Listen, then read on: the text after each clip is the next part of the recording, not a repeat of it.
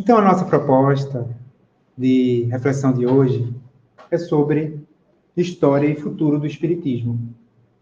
Nós lembramos, logo de início, que Jesus, conforme ficou registrado no Evangelho de João, seu apóstolo, disse o seguinte, lá no capítulo 14, eu rogarei ao Pai, ou seja, a Deus, e ele vos dará outro paracleto, ou também a tradução, outro consolador.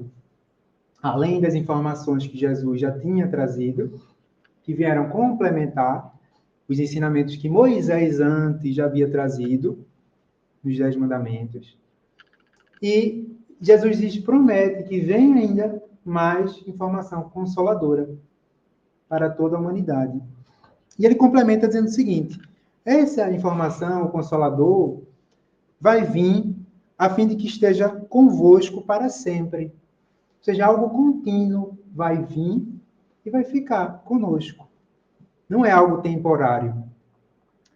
Esse Consolador, o Paracleto, o Consolador, o Espírito Santo que o Pai enviará em meu nome, e aqui o Espírito Santo, como nos diz o Espírito André Luiz, no livro O Espírito da Verdade, psicografia de Chico Xavier e Valdo Vieira, esse Espírito Santo deve ser entendido como o grupo de espíritos evoluídos que são responsáveis pelo auxílio do progresso no planeta terreno. Então, o Espírito Santo é nesse sentido, é um conjunto, um grupo de espíritos evoluídos que, juntamente com Jesus, que é o governante do planeta, auxilia nesse progresso.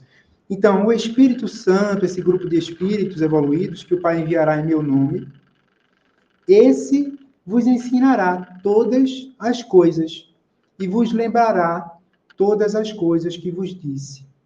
Então, iria lembrar os ensinamentos de Jesus e ainda crescer mais informações, porque o nosso momento evolutivo sempre está diferente por causa da lei do progresso. Naturalmente, 2000 anos atrás, não conseguiríamos compreender o que hoje nós podemos compreender. Em termos de energia, quem há 2000 anos atrás conseguiria compreender o sinal, por exemplo, do telemóvel, que ninguém vê, mas existe, permite a comunicação em todo o planeta.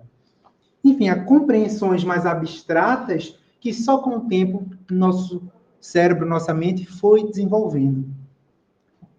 Então, no livro A Caminho da Luz, vai nos lembrar, psicografia de Chico Xavier também, e do Espírito Emmanuel, que Jesus sempre enviou conhecimentos para o progresso da civilização.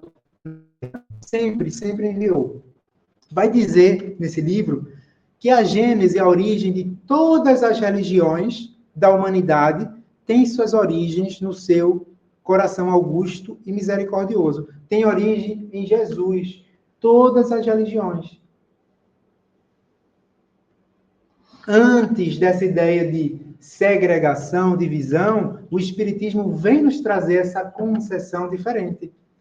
É uma origem comum que essas religiões têm, que é fazer o homem evoluir, fazer o homem progredir, ajudar a si mesmo e aos outros. Então, ele vai referir que desde conhecimentos antigos do Manava Dharma, encontramos a lição do Cristo. Na China, encontramos Forri, que no caso Forri foi um compilador de ciências religiosas na sua época. Ele já falava sobre várias questões importantes do conhecimento espiritual, avançadas da metafísica, como consta no livro, nesse mesmo livro. Lao Tse também progrediu, trouxe muitos progressos, afirmando a importância do desenvolvimento de se fazer o bem. E Confúcio também veio resgatar muitos ensinamentos de Lao Tse naquela época. Nas crenças do Tibete está a personalidade de Buda também, que veio trazer também muitos contributos para a importância de se compreender que os nossos desafios têm relações com causas mais atuais e causas mais remotas, e buscar superar esse sofrimento, esses desafios. no próprio Pentateuco, ou seja, no Antigo Testamento, vai ter informações importantes. E vai se referir aqui também a, então, Moisés, que trouxe os 10 mandamentos: não matarás, não adulterarás, tratar bem as pessoas. Então, os contributos sempre vieram para toda a humanidade, para auxiliar. No próprio Alcorão também, de Maomé, que embora tenha se desvirtuado um pouco, porque foi para a guerra, não foi bem aceito os seus ensinamentos, e optou pelo caminho da belicosidade, da guerra. Mas, mesmo assim, lá no Alcorão, por exemplo, na Surrata 2, que seria o capítulo 2, versículo 153 e 195, vai falar: ó crentes, amparai-vos na perseverança e na oração, porque Deus está com os perseverantes. Fazei caridade pela causa de Deus, sem arruinar-vos, e praticai o bem, porque Deus aprecia os caritativos. Em todas essas grandes religiões que vieram, estava a semente do bem.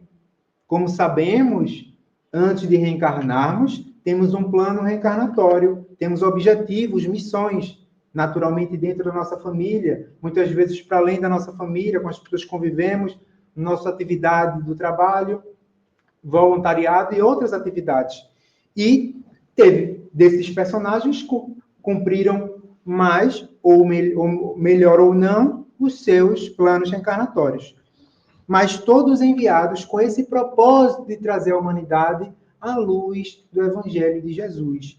Qualquer que seja o nome que designassem o Deus ou o profeta, digamos assim. Então, vamos aqui lembrar, avançar na história e lembrar de um personagem importante que veio auxiliar o progresso do conhecimento religioso, das reflexões filosóficas. Jesus sempre enviou missionários constantemente. São Francisco, que veio no seio da própria Igreja Católica buscar revitalizar os pensamentos para o bem, para a caridade. A própria fundação da Ordem Dominicana também, preparada no plano espiritual. Todas as boas organizações terrenas são planeadas naturalmente antes no plano espiritual e se realizam através dos espíritos que vêm reencarnar na Terra. Um deles que veio à Terra é João Rus, Jan Hus. Ele, que era da Igreja Católica também, ele adotou na sua pregação do Evangelho de Jesus o idioma do povo necessitado e pobre do país, que era o país da atual República Tcheca, a cidade de Praga. E ele adotou, simplesmente o fato de ele adotar naquela época, século XV, o idioma que as pessoas percebiam, o idioma local, não era aceito pela Igreja Católica. E, dentre outras questões, ele sempre exaltava, né, a vida, a paz para todos, mas a intolerância religiosa da época perseguiu com impiedade e por todos os meios possíveis. E ele, inclusive, foi preso e queimado vivo na fogueira, João Hus. Mas ele manteve o tempo todo, do início ao fim, a sua perseverança, a sua fé em Deus, e orou, mesmo nos momentos mais difíceis, em que sabia que iria ser queimado na fogueira, porque tinha uma compreensão mais ampla da vida e do seu motivo existencial, seu objetivo existencial, que todos nós temos. E vamos nos lembrar, então, de uma psicografia de Chico Xavier, do espírito Humberto de Campos, que vai dizer o seguinte, que estava na revista Reformador. O mestre Jesus, no plano espiritual, isso no plano espiritual, planeando novas reencarnações. Jesus, conta nesse texto, falou com diversos espíritos que vinham à Terra reencarnar, na área da ciência, filosofia, religião, Em determinado momento, ele aproximou-se de João Rus, que acabamos de nos referir, e falou generosamente: não serás portador de invenções novas. Não te deterás no problema de comodidade material, a civilização. Nem receberás a mordomia do dinheiro ou da autoridade temporal. Mas deponho-te nas mãos a tarefa sublime de levantar corações e consciências.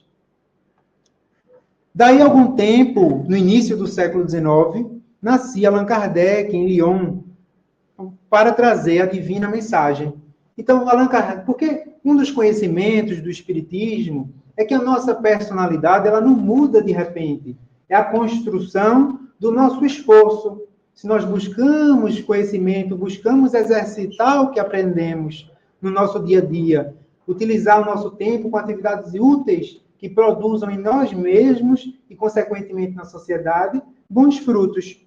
E assim, Allan Kardec, que na reencarnação anterior tinha passado por ser queimado na fogueira, era um espírito perseverante no bem, que buscava utilizar bem o seu tempo e a sua fé. E assim estava preparado para situações difíceis que ocorreram no início do Espiritismo. Porque Allan Kardec foi um investigador, primeiro, dessas causas de comunicação espiritual e fundador, então, do Espiritismo. E estava preparado para a situação, por exemplo, em Barcelona, que foram queimados muitos livros espíritas. Isso, é claro que deixou triste, mas esse espírito perseverante foi superando. E assim, o Espiritismo foi conseguindo, a partir das suas investigações, descobrir várias leis da natureza. O Espiritismo tem uma característica particular que o diferencia dos outros conhecimentos religiosos que vieram antes. Allan Kardec não trouxe propriamente esses conhecimentos da própria cabeça. Ele utilizou um método, né? Já existia ali um método científico naquela época, e ele utilizou, então, um método dialético.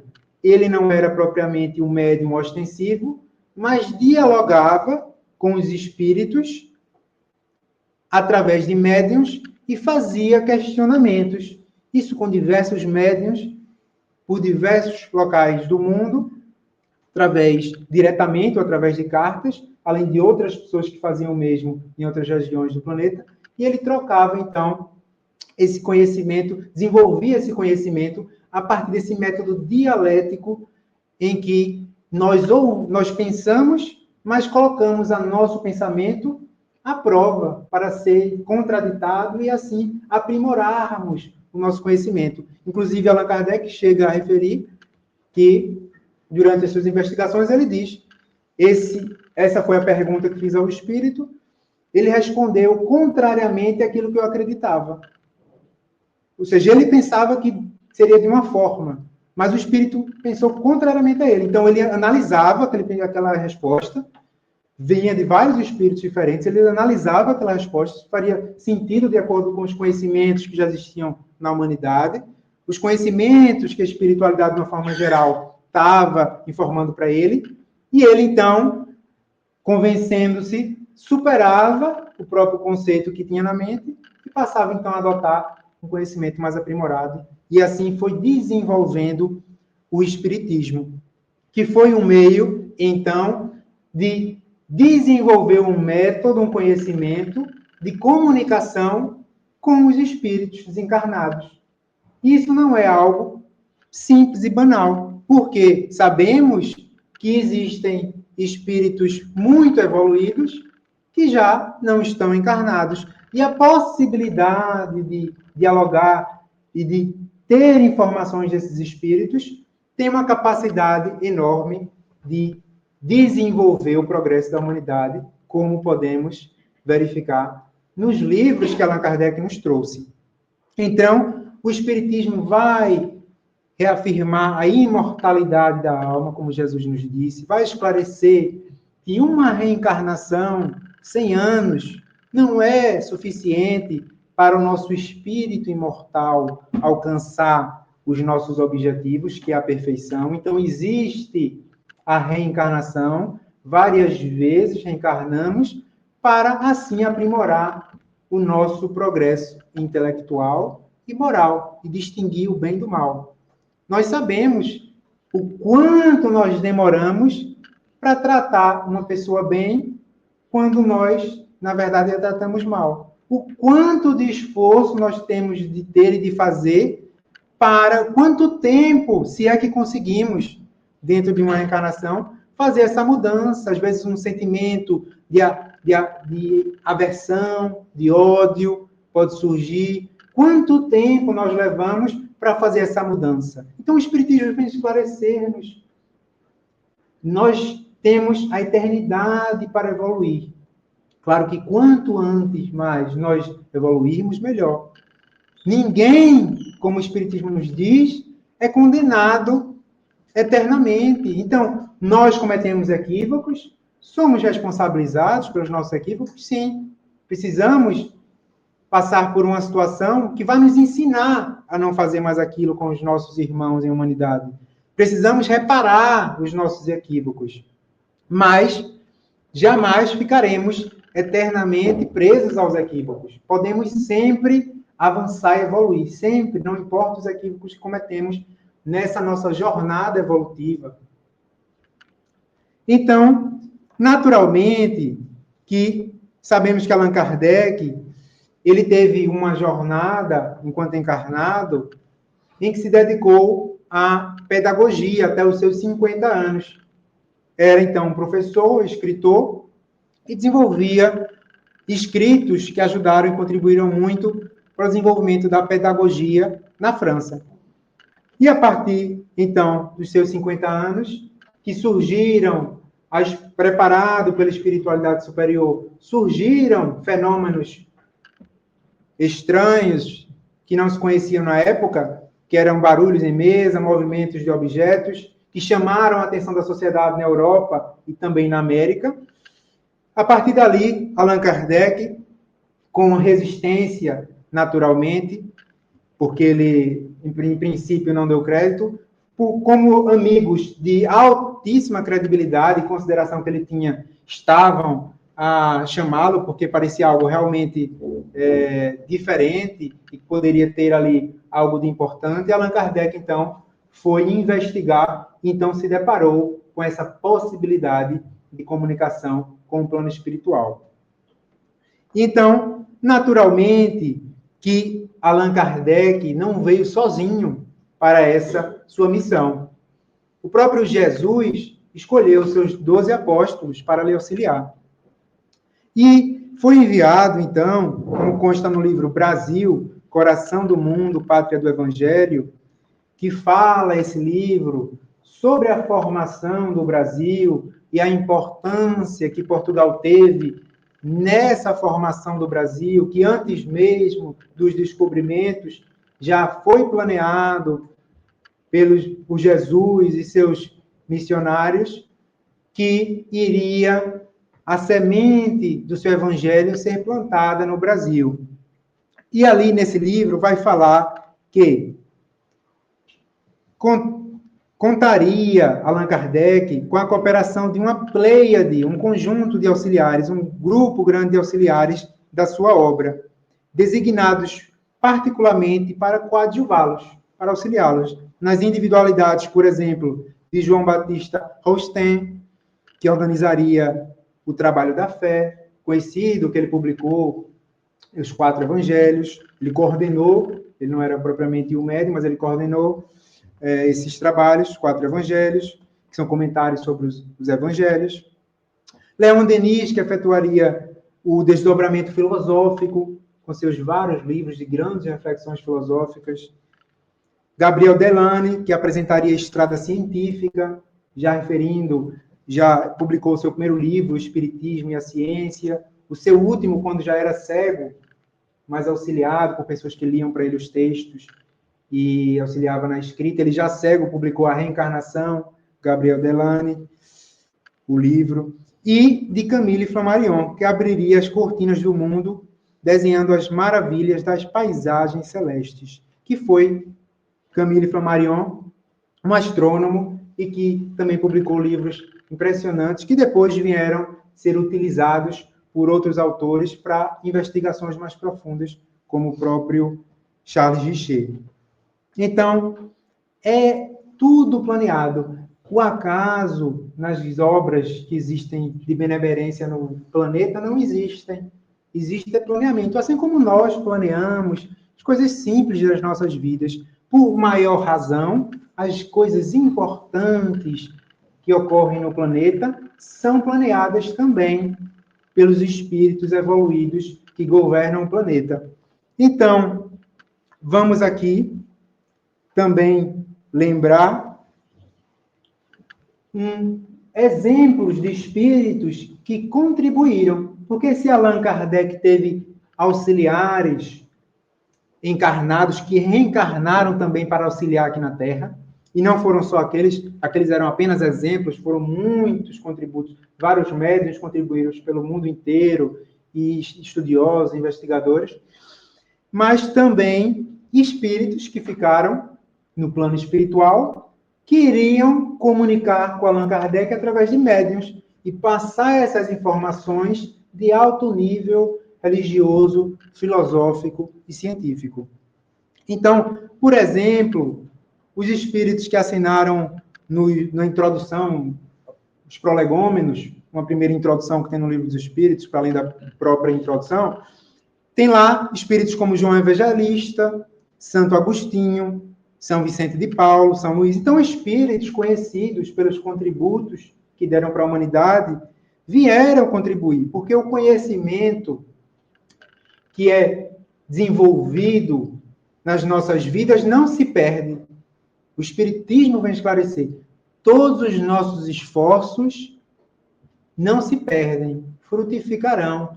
Assim, todos esses espíritos que vieram desenvolver-se e ajudar o progresso da humanidade continuam a auxiliar o progresso da humanidade.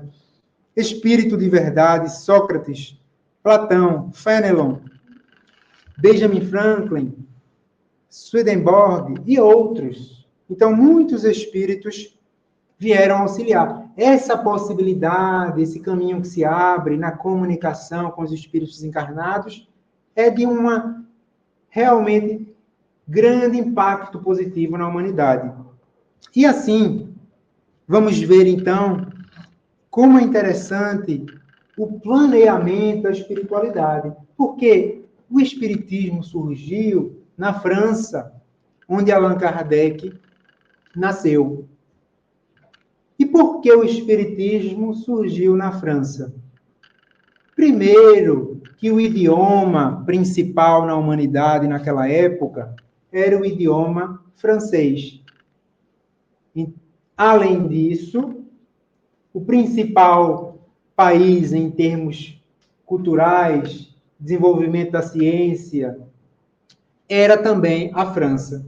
E para esse desenvolvimento que era necessário de investigação que Allan Kardec ia fazer, ele precisava ter bases sólidas naquela reencarnação, tanto é que ele estudou com Pestalozzi, um conhecido pedagogo na história da pedagogia, e então, ali na França, a partir dos métodos científicos, da cultura que existia naquela época, de conhecimentos, porque ele precisava dialogar com os espíritos evoluídos e ter noções de vários temas das ciências da natureza, ciências humanas, ciências sociais, ciências aplicadas. Porque quando se dialoga, nós temos determinados conhecimentos nas nossas vidas, nossas atividades profissionais, interesses, lazeres, hobbies. Então, nós tivermos determinado conhecimento, conseguimos, num diálogo, compreender se o nosso interlocutor conhece um pouco daquele assunto ou não, e o quanto conhece. Assim, Allan Kardec, um espírito evoluído, teve uma preparação naquela reencarnação, e assim preparou-se para desenvolver o espiritismo na França. Mas, naturalmente, que os espíritos que planearam isso já sabiam que a Europa não era o terreno fértil para florescer o espiritismo. Porque a Europa, historicamente, se debatia em conflitos entre países, envolvendo orgulhos e outros problemas mais. Tanto é que, desde o surgimento do Espiritismo, pelo menos 3 grandes guerras devastaram a Europa. Então, os espíritos sabiam disso e já planearam que aqueles conhecimentos espíritas iriam florescer em uma terra que estava livre dessa beligerância, desses problemas de guerras e também de grandes vaidades que a Europa se debatia. Então, foi justamente em Terras Novas, particularmente no Brasil, como é narrado no livro Brasil, Coração do Mundo, Pátria do Evangelho. Lá vai dizer, então, que enquanto na Europa a ideia espiritualista era somente objeto de observações e pesquisas nos laboratórios, ou de grandes discussões estéreis no terreno da filosofia, o Espiritismo penetrava o Brasil com todas as suas características de cristianismo redivivo, levantando as almas para uma nova alvorada de fé. Porque se o conhecimento, o debate filosófico, ele é importante, podemos nos perder, ficar a debater terminologias, ficar a debater pequenas nuances e esquecer o principal. Qual é o principal? A proposta. Qual é a principal lei? Perguntaram a Jesus, os fariseus. Jesus disse: amar a Deus sobre todas as coisas e ao próximo como a si mesmo. Então, todo debate e reflexão tem que ter uma finalidade, um objetivo. E assim, foi planeada como é uma possibilidade de grande influência em qualquer planeamento espiritual, a reencarnação de espíritos que iriam contribuir lá no Brasil no surgimento, desenvolvimento do espiritismo, como grandes médiuns, como, por exemplo, Chico Xavier e outros, e Divaldo Franco também, dentre muitos outros, porque é um trabalho de muitos espíritos. Então, vai dizer aqui que nesse plano espiritual, antes mesmo dos descobrimentos, em que um dos espíritos muito importantes e que é o governante de Portugal, Eliel, o Elio, é o espírito governante de Portugal, ele próprio reencarnou para contribuir com o futuro de Portugal e particularmente com os descobrimentos. Reencarnou especificamente como Henrique de Sagres, o grande navegador. E então, diz lá nesse planeamento, Jesus dizendo: instalaremos aqui no Brasil uma tenda de trabalho para a nação mais humilde da Europa. Portugal não foi escolhida por acaso para descobrir o descobrimento do Brasil. Isso muitos séculos antes do descobrimento. Portugal era o país, a nação mais humilde, mais trabalhadora, que tinha uma grande fé. E tudo isso iria contribuir para a formação da cultura brasileira, favorável ao florescimento do espiritismo. Glorificando seus esforços na oficina de Deus, dos portugueses, aproveitaremos o elemento simples de bondade, o coração fraternal dos habitantes desta terra nova, que no caso seriam os índios, aproveitariam também os índios, que também iriam contribuir para aquela formação daquela cultura. E mais tarde ordenarei a reencarnação de muitos espíritos já purificados no sentimento da humildade e da mansidão entre as raças oprimidas e sofredoras das regiões africanas.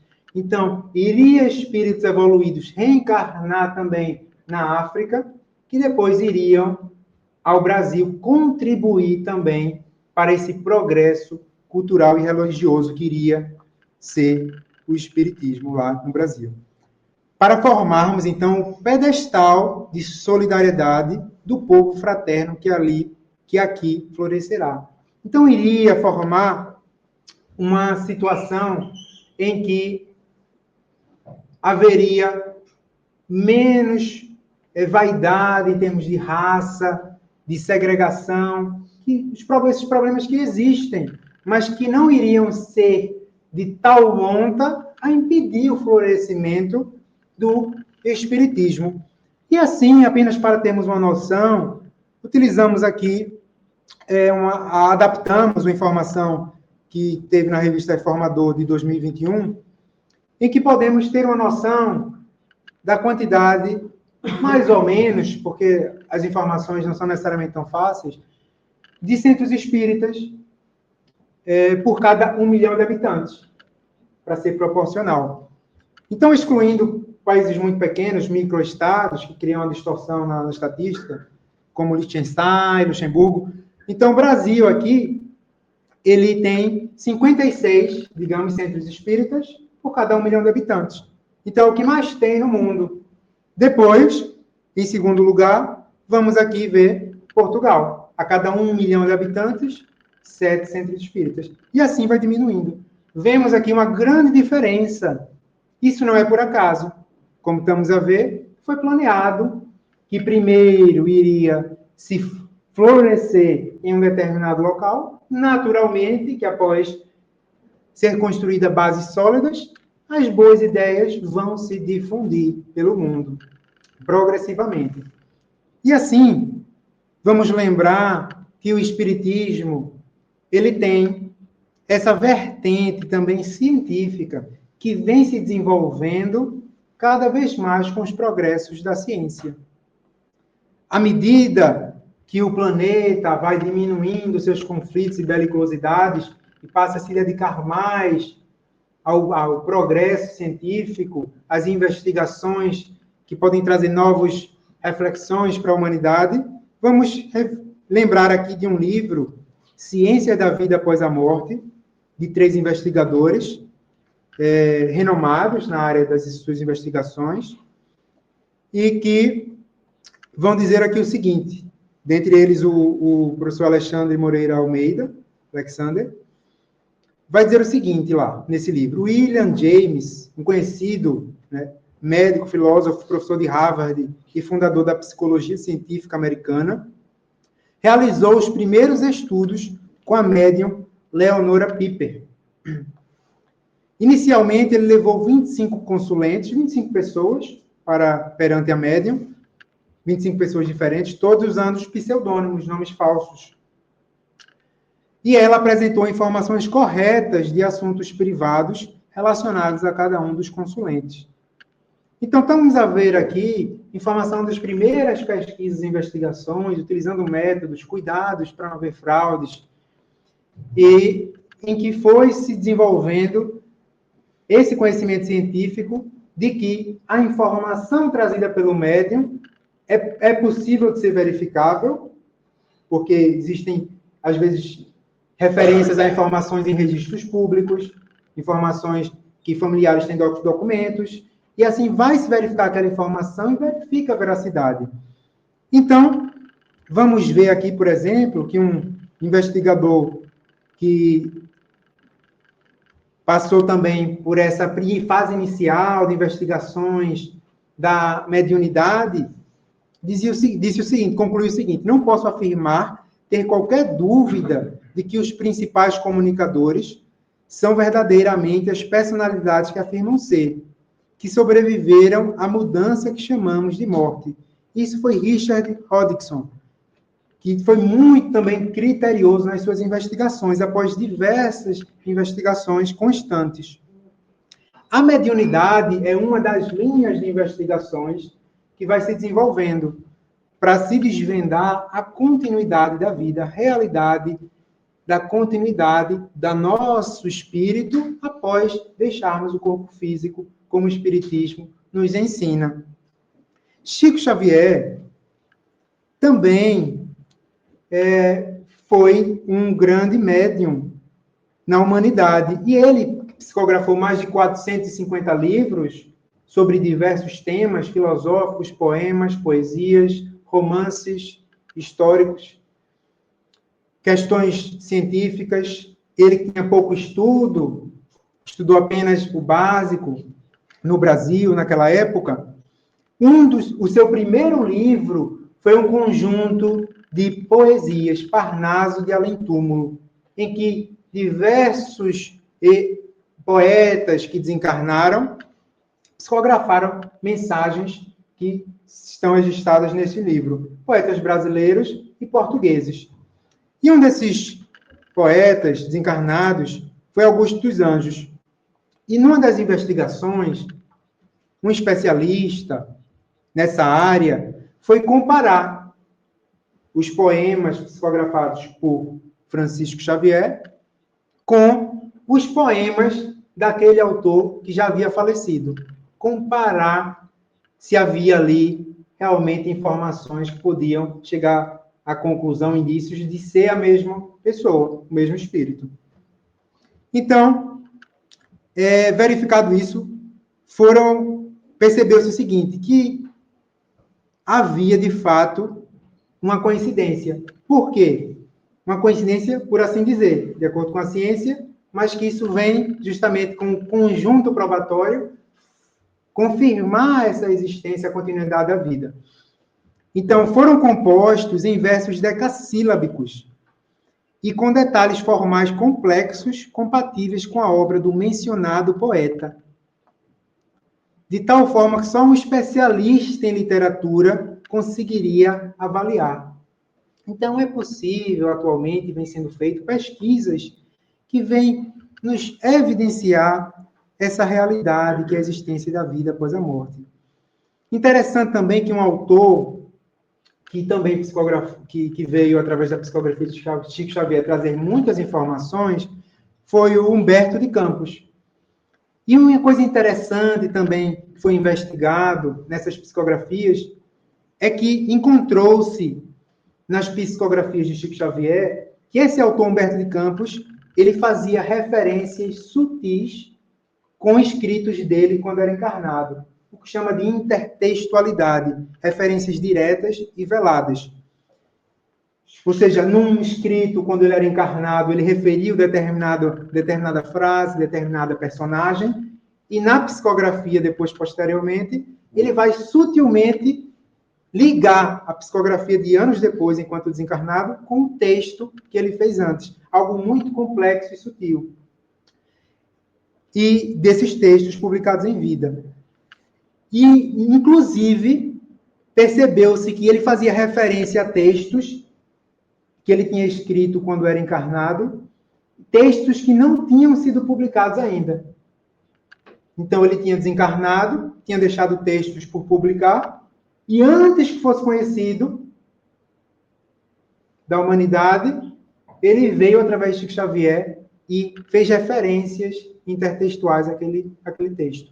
Então, são evidências que vão sendo investigadas pela ciência, que vão realmente fortalecendo mesmo os mais céticos e resistentes, né, como muitos desses investigadores investigaram a mediunidade desde o Espiritismo. Que a mediunidade, naturalmente, sempre existiu, mas com esses conhecimentos detalhados que Allan Kardec foi o primeiro a investigar, só a partir do século XIX. Então, vamos nos lembrar aqui que Chico Xavier ele produziu uma grande variedade de fenômenos mediúnicos.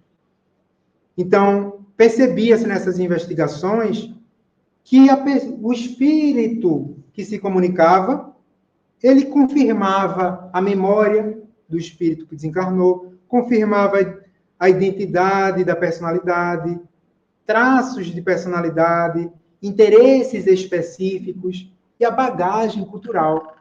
E até mesmo a caligrafia chegou-se também a fazer estudos e confirmar a veracidade. Então, no âmbito das comunicações que vieram através de Chico Xavier sobre a ciência, tem uma situação muito interessante, que foi quando Chico Xavier falou, naturalmente os espíritos através de Chico Xavier, sobre a glândula pineal, que está no nosso cérebro. Uma glândula muito pequena, que a ciência acreditava de início que tinha quase nenhuma função para nós. E os textos da psicografia de Chico Xavier, a partir da década de 40, apresentavam afirmações claras sobre as funções de regulação hormonal e emocional da glândula pineal, antes de qualquer conhecimento científico falar nisso, daqui da Terra. Afirmações de que a epífise, também é conhecida a glândula pineal como epífise, secreta hormônios psíquicos. A função da epífise na vida mental é muito importante, isso entre aspas, como estava na psicografia de Chico Xavier. E preside o sistema neural, são exemplos do que tinha na psicografia de Chico Xavier. No entanto, essas funções apenas foram atribuídas pela ciência à glândula pineal muitos anos depois. Somente, por exemplo, em 1958, ou seja, para mais de 10 anos depois, a melatonina, o hormônio secretado pela glândula pineal, foi isolada e então associada à saúde mental. Então, a realidade da existência, da vida, após nós deixarmos o nosso corpo físico, vem sendo continuamente confirmada pelas investigações. Não só as investigações sobre mediunidade, mas também investigações sobre as experiências de quase morte, que esse livro que eu venho referindo também refere, situações em que o coração para de bater, o nosso cérebro deixa de emitir sinais captáveis pelos equipamentos que temos disponíveis na humanidade.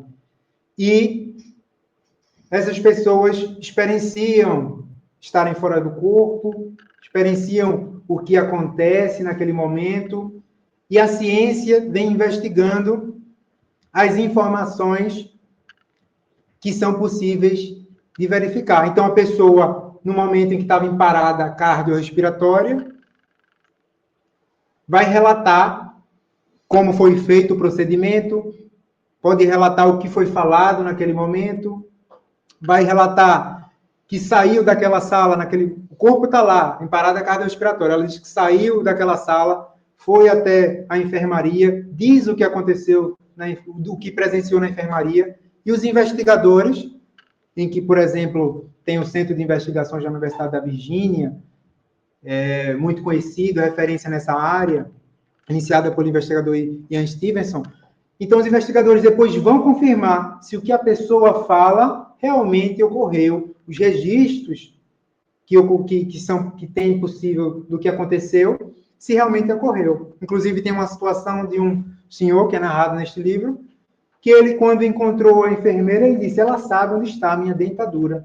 Ele estava em parada cardiorrespiratória e disse que ele se lembra que, quando iam entubá-lo, aquela enfermeira tirou a dentadura dele, colocou numa gaveta de baixo e deu outros relatos sobre o que ocorreu naquele ambiente.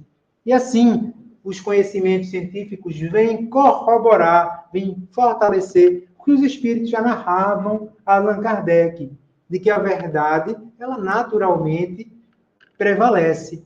E os conhecimentos em todos os sentidos religiosos, filosóficos, científicos convergem, porque a verdade, ela é uma só. Então, também existem os próprios casos de reencarnação, em que, geralmente, crianças, como também é relatado neste livro, geralmente entre os 2 e os 4 anos, referem que se lembram que eram outra personalidade, dizem o nome dos pais, o apelido, onde moravam, informações concretas, por vezes como morreram em vidas anteriores, muitas vezes em casos de mortes violentas, lembram detalhes, enfim, e muitas outras informações que também é possível verificar. Os investigadores vão nos registros públicos, fazem entrevistas com as pessoas, os parentes que existem daquele espírito na reencarnação anterior, investigam, entrevistam e conseguem descobrir que a maioria das informações são verificáveis, são corretas. Uma parte não é possível verificar, por ausência de informação, e poucas são realmente consideradas falsas. Então, a realidade da existência da vida para além da morte vem se confirmando para o o planeta Terra. E aí, vamos nos lembrar de uma pergunta que foi feita no livro dos Espíritos. O Espiritismo se tornará crença geral ou continuará sendo professado apenas por algumas pessoas? E os Espíritos responderam: certamente ele se tornará crença geral e marcará uma nova era na história da humanidade. Porque está na natureza e chegou o tempo em que ocupará lugar entre os conhecimentos humanos. Então, se a mediunidade existe e é contínua na humanidade, ocorre pelo planeta todo, continuamente, as investigações vêm confirmar a realidade desses efeitos. Então, isso vai naturalmente permanecer e se difundir na humanidade. Porque todos nós, espíritos imortais, temos o nosso desejo de evoluir, de sermos mais felizes, de termos mais conhecimentos, de seguirmos as leis divinas. Então, realmente o Espiritismo, que tem poucos anos diante da imensidade do tempo, vem de uma forma impressionante, sendo confirmado pela filosofia, religião e ciência em termos do que existe de mais rigoroso, em termos de razão. E assim, lembramos também de outra questão do Livro dos Espíritos, a questão 842, que foi perguntado o seguinte: considerando-se que todas as doutrinas têm a pretensão de ser a única expressão da verdade, todas as doutrinas vão tentar dizer que são portadoras da verdade. Por que sinais podemos reconhecer a que tem o direito de se apresentar como tal? Como vamos, então, distinguir qual é a doutrina realmente verdadeira? E aí os Espíritos respondem: tudo tem uma finalidade. Qual é a finalidade? Os Espíritos responderam: será aquela que fizer mais homens de bem e menos hipócritas. Ou seja, hipócrita é nós tentarmos difundir algo, tentar promover algo para os outros e não acreditar naquilo que nós estamos a promover. Não buscarmos a mudança daquilo que buscamos promover nos outros. O que muito ocorreu na história da humanidade. Isto é, homens que pratiquem, ele vai dizer que a verdadeira doutrina é quando leva os homens a praticar a lei de amor e de caridade, na sua maior pureza e na sua mais ampla aplicação. Por esse sinal reconhecereis que uma doutrina é boa, visto que toda doutrina que tiver por efeito semear a desunião e estabelecer linhas de separação entre os filhos de Deus, só pode ser falsa e perniciosa. Se o Deus é único e cria a todos, e todos com objetivos de alcançar a perfeição, como vamos estabelecer ideias de segregação com os nossos irmãos em humanidade? Porque o Espiritismo vai nos explicar que se existem diferentes níveis evolutivos, existe também a responsabilidade. É com a nossa responsabilidade do nosso nível evolutivo que devemos auxiliar aqueles que consideramos que estão mais na retaguarda, assim como outros que estão na nossa vanguarda nos auxiliam nessa jornada. É uma interdependência nesse campo evolutivo. E assim, nos aproximando do fim, lembramos o que Jesus nos disse e ficou registrado no Evangelho de João. Assim como vos amei, que também vos ameis uns aos outros. E ele acrescenta aqui uma informação muito importante. É nisto, em amarmos uns aos outros, como Jesus nos amou, é nisto que todos conhecerão que sois meus discípulos, se tiverdes amor uns aos outros. Não é nenhuma, não é a nomenclatura, não é a veste, não é a raça, não é a região, não é o local que estamos, é o quanto nós amamos uns aos outros. Esse é o critério para sermos reconhecidos como discípulos de Jesus.